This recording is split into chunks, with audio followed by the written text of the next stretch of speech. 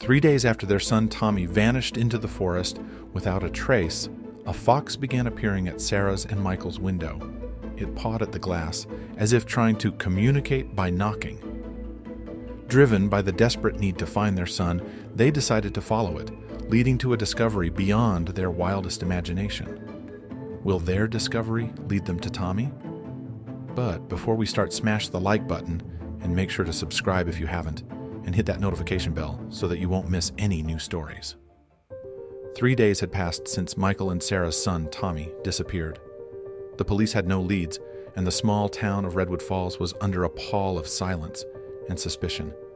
Each night, as their despair grew, a fox with strikingly intense eyes appeared at their living room window, tapping the glass softly with a paw, as if trying to deliver a message.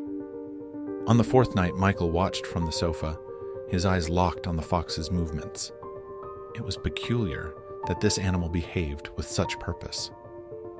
"Maybe it's a sign," Sarah whispered next to him, her voice shaky with mingled hope and fear.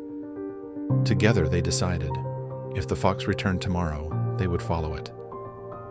The next evening, as the sky painted with sunset hues, the fox appeared again, its knocks more urgent. Without hesitation, Michael and Sarah grabbed their coats and a flashlight. They stepped into the cool evening, their hearts pounding with a cocktail of fear and anticipation. It led them through familiar streets, then veered into the woods that bordered their town. The underbrush was thick, and thorns tugged at their clothes. They could barely keep up with the fox's brisk pace. The woods opened to a clearing they had never seen before, even though they wouldn't know they'd lived in Redwood Falls all their lives. In the center, a dilapidated cabin, overrun with vines, stood eerily silent. The fox stopped, staring at the cabin before vanishing into the thick woods. Could Tommy be there? Michael's voice was hopeful, yet laced with fear. Approaching the cabin, the old wood creaked under their weight. Inside, it was dust and shadows, but on a dusty table lay a child's red cap, undeniably Tommy's. Sarah's knees nearly buckled at the sight. "He was here," she whispered, tears streaming down her face. The cap was a promise, a clue that he was still out there. As they prepared to leave, Michael noticed a photograph pinned against the wall. It showed a group of people, among them a man who bore a surprisingly striking resemblance to Sarah. "Who are these people?" he wondered aloud, as Sarah made her way to his side to study the picture. "I have no idea," she whispered, eyes locked on the unknown man who looked so much like her. Leaving the cabin, they marked the spot on their GPS and decided to return with the police in the morning. That night, both of them lay awake, the image of the photograph and Tommy's red cap haunting them. Who was that man in the picture? Morning brought no relief. The police combed the cabin and the surrounding area, but came up empty. No new clues or leads surfaced, and both the photograph and the man remained a mystery. "We need to understand this place," Sarah said determinedly, when Michael looked at her in despair. "Let's talk to the older townspeople. Someone has to know something about this cabin." Their first stop was Mr. Abernathy, the town historian, who lived in a cluttered house filled with books and papers. He listened intently, his eyes narrowing when he saw the photograph. "Ah, that cabin," he murmured, thumbing through an old ledger. "It's been abandoned for decades, but it used to be..." His voice trailed off, eyes going vacant as if he was remembering an untold pain. Sarah and Michael gave Mr. Abernathy a moment to collect his thoughts before pressing him further. "What can you tell us about the cabin?" Michael prompted, his voice tinged with urgency. Mr. Abernathy, clearing his throat, pointed to a faded map on the wall. "Let me show you exactly where it stands," he said, unrolling the map across his cluttered desk. They inquired about the cabin's origins and ownership, showing intense curiosity about its history. "This land was first claimed by one of our earliest settlers," Mr. Abernathy explained, tracing a line with his finger on the map. Mr. Abernathy shared that the cabin was once owned by a pioneering family foundational to Redwood Falls. "The Harrisons," he said, the name resonating with the weight of history.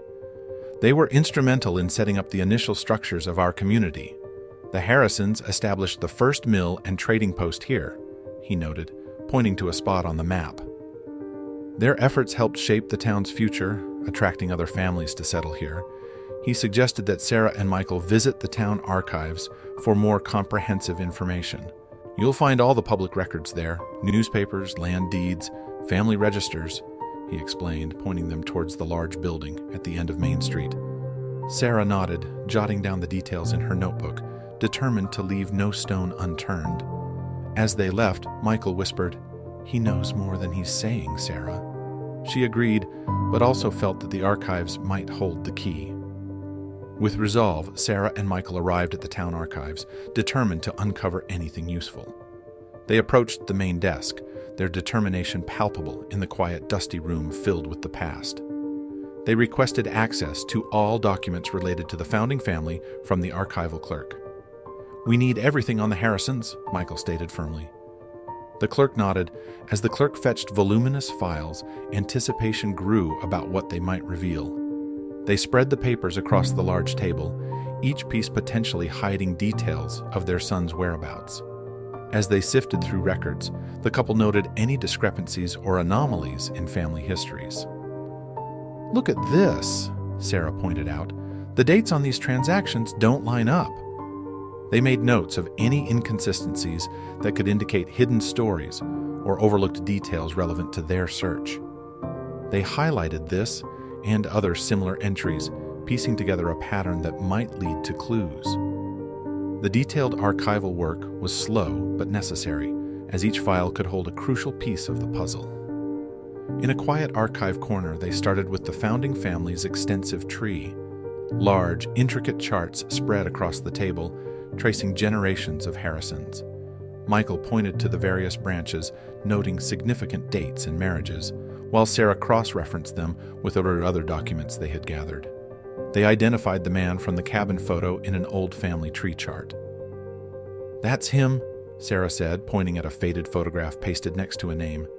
The man's features were unmistakable now that they saw him in the context of the Harrison family lineage. Sarah exclaimed in recognition, which drew Michael's attention to another intriguing document. "Michael, look at this," she called out, holding up a brittle letter dated several decades ago. It mentioned the cabin and a gathering, hinting at a secret meeting. Michael reviewed a different file, finding a potential link to Sarah's ancestors. "This land grant application has your great-grandfather's signature," he said, showing her a document. The name matched, and it was dated around the same time as the earliest Harrison records. This could mean that Sarah's family and the Harrisons were more closely connected than they thought. The documents laid out a network of marriages and business ties between their ancestors and the Harrisons, clearly documenting a shared history that neither had known before. This linkage implied a deeper, historical connection between Sarah's lineage and the town's pioneers. They looked at each other in amazement. "Our families helped build this town together," Michael said, his voice filled with awe. The couple pondered the implications of their families' entwined pasts. Could this connection be why Tommy... Maybe there's something about these lands, or an old family feud, Michael speculated, as they went through old maps and legal disputes documented years ago. Armed with new knowledge, they decided to revisit the cabin as a potential source of further clues. Michael nodded, his determination renewed by the day's revelations. Determined, they gathered their findings and set out for the cabin once more. Maps, old photographs, and documents were packed into their backpacks. They planned to explore deeper into the forest, hoping to find more than before. "Last time, we barely scratched the surface," Sarah remarked as they reviewed the map. They marked potential areas of interest with pins, areas that could have been significant to their ancestors and possibly to Tommy's disappearance. As they approached the cabin, memories of their first visit mixed with renewed determination. The path, once unfamiliar and foreboding, now seemed like an old challenge returning. "We're not just following a map, we're following a history," Sarah whispered, pushing aside a branch as they made their way deeper into the heart of the woods. Sarah clutched the photo, comparing it against the fading light, trying to spot the exact angles and landmarks it captured, hoping it would guide them correctly this time. The forest grew darker around them, and they realized they had become lost.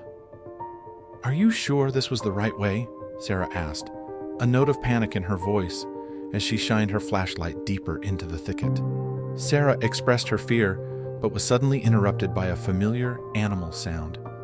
It was the soft, sharp tapping of a fox, a sound they hadn't heard since their last venture here. They stopped in their tracks, listening intently. The rhythmic tapping seemed deliberate, as if calling them to attention. The fox from earlier reappeared, signaling them to follow it deeper into the woods. With no better plan and the path unclear, Michael nodded to Sarah, and they decided to trust the creature that had once led them to clues. They hesitated, but the urgency of their situation drove them to trust the fox's guidance. Following the fox led them to a new clearing after hours of tense navigation. The dense foliage suddenly opened up to reveal a moonlit glade. A stern man confronted them, aiming a weapon and demanding they stop advancing. "Who are you, and what are you doing here?" he barked, his posture tense.